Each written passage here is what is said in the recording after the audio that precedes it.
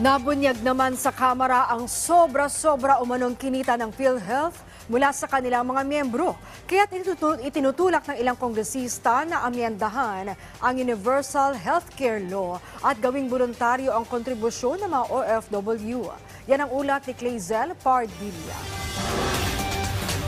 Lumutang sa pagdinig ng House Committee on Health, napapalo sa 173 billion pesos ang kinita ng Philippine Health Insurance Corporation o PhilHealth mula sa mga miyembro nito. Bukod pa ito sa natatanggap ng ahensya na abot sa 100 bilyong pisong pondo mula sa gobyerno. Pero kulang daw ang nakukuhang health benefits sa mga Pilipino. Masyadong malaki ang sinisingil natin sa ating mga manggagawa. But ironically, the benefit spending is too low. The benefits that we receive, that we as members receive, are too low. Out-of-pocket spending on the average is still about just 50%.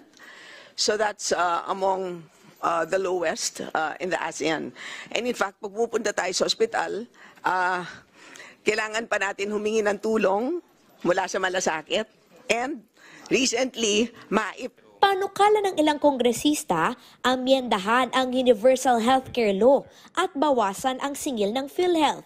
Bakit hindi na lang natin bawasan yung sinisingil ng PhilHealth sa manggagawa? So sa ngayon po, ang sinisingil natin is 4.5%. Why don't we begin with a lower rate, 4%? Which means, pag i-compute po natin using NCR minimum wages, makakatipid ang ating manggagawa ng about 80 pesos per month. Itinutulak naman ng ilang mambabatas na gawing voluntaryo o huwag nang singilin ng kontribusyon ang mga overseas Filipino workers, bagay na iniringan ng Health Department. Paano naman po yung mga dependents ng mga OFWs? Di ba dapat nga, Mr. Chair, pag Universal Health Program, lahat, ang concept nito, lahat ng Pilipino ay dapat i-provide ng healthcare natin, whether it is paying or not.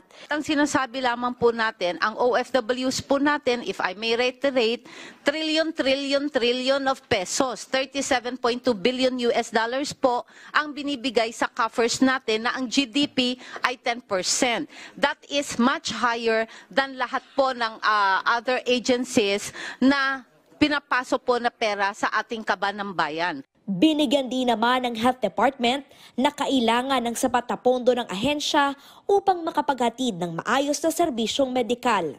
Clazel Pardilla para sa Pambansang TV sa Bagong Pilipinas.